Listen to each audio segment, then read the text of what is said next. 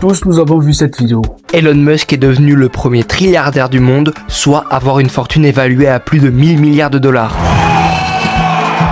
Et ça, c'est grâce à l'introduction en bourse de sa compagnie aérospatiale SpaceX le vendredi 12 juin. La compagnie a vendu des millions d'actions qui valent au total 75 milliards de dollars lors de son introduction en bourse. Ce qui dépasse tous les records, notamment ceux de Facebook, aujourd'hui devenu Meta, et de la compagnie pétrolière d'Arabie Saoudite Aramco. Avec ses ventes, l'entreprise sera valorisée à près de 1800 milliards de dollars, soit environ 180 fois la valeur de Renault. Le grand gagnant, c'est Elon Musk, puisqu'il va en posséder environ la moitié. Avec tout cet argent, il va financer ses projets comme placer des centres de données en orbite, construire une usine sur la Lune et envoyer des humains sur Mars. Elon Musk n'est pas le seul à faire fortune dans cette histoire. Cette introduction en bourse va aussi changer la vie de certains salariés de SpaceX. Au fil des années, la compagnie a souvent versé des primes aux ingénieurs et ouvriers sous la forme d'actions privées de l'entreprise. Selon une analyse, plus de 4400 employés actuels et anciens devraient devenir millionnaires à la suite de l'introduction en bourse. Parmi eux, environ 400 devraient empocher plus de 100 millions de dollars. Mais des investisseurs se posent la question de la rationalité de la mise en valeur de l'entreprise puisqu'elle dépense énormément pour ses projets.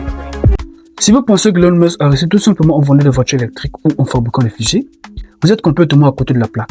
Le succès d'Elon Musk n'est pas une histoire de business classique. C'est un braquage psychologique, une leçon d'arrogance technologique et une gestion des risques si extrême qu'elle pourrait faire un arrêt cardiaque à n'importe quel banquier de Wall Street. Dans cette vidéo, on va décortiquer l'anatomie de sa fortune. Pas la version propre et lisse des biographies officielles, mais la version brute.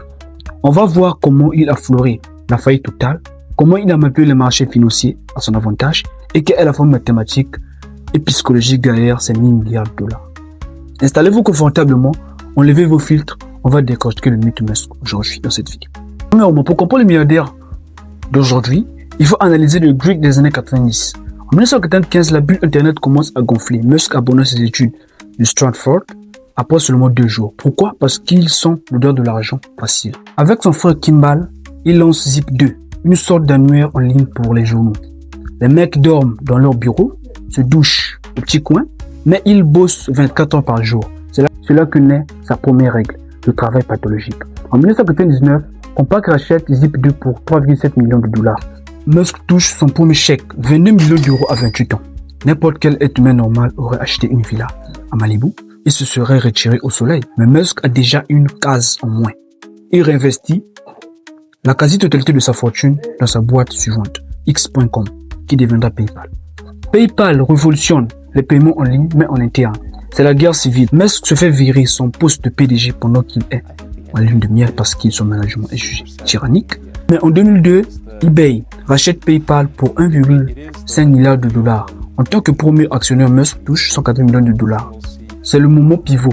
Il a assez de cash pour acheter des pays. C'est là qu'il décide de s'attaquer aux deux industries les plus variées de la planète, l'automobile et l'aérospatiale.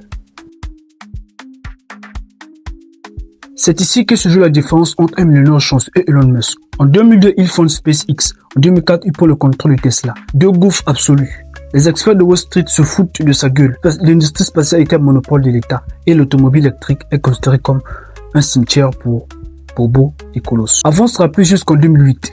C'est un apocalypse. SpaceX vient de rater 3 de ses premiers lancements fusées.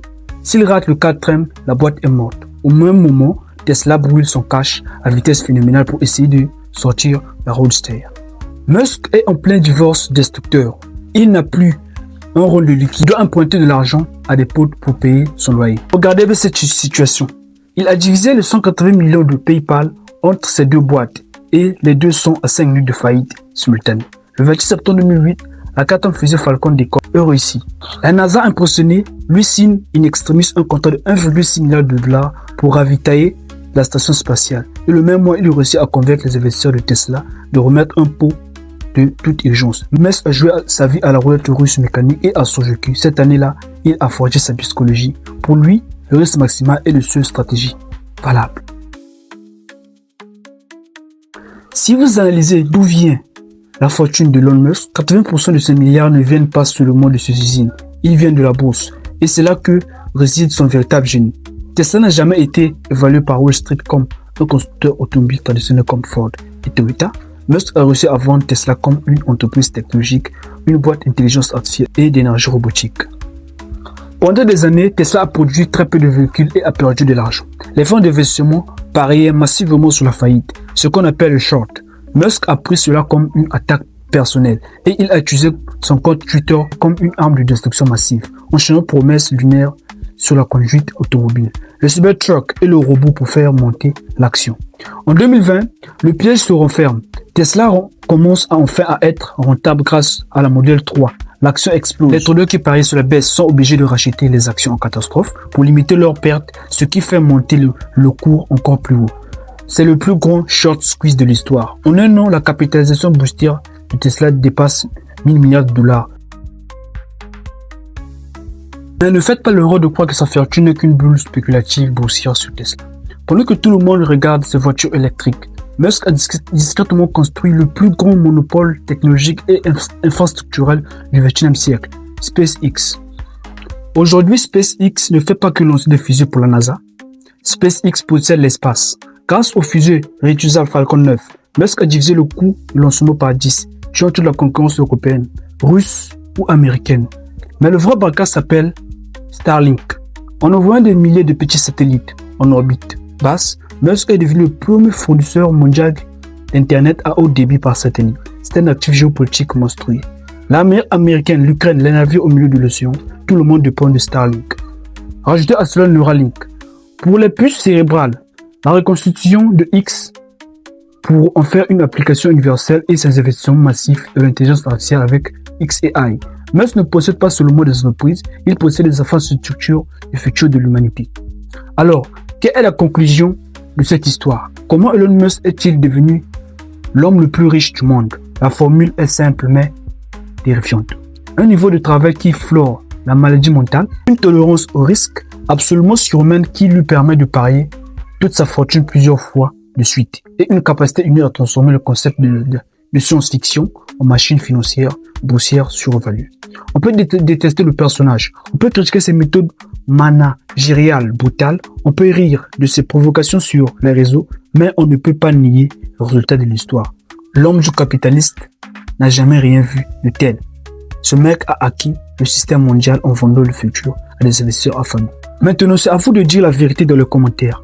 Est-ce que vous considérez Elon Musk comme étant le plus grand génie industriel de notre époque? Est-ce que pour vous, c'est juste le plus grand manipulateur marketing de l'histoire qui a profité d'une bulle boursière? Ne faites pas le timide, balancez vos arguments cash en commentaire. N'oubliez pas de lâcher un énorme pouce bleu si vous avez tenu jusqu'à la fin de cette vidéo. Partagez-la à vos potes passionnés du business. Et surtout, abonnez-vous pour ne rater aucun des prochains décryptages sans filtre. C'était Lutumama, prenez soin de vous. À la prochaine. Ciao.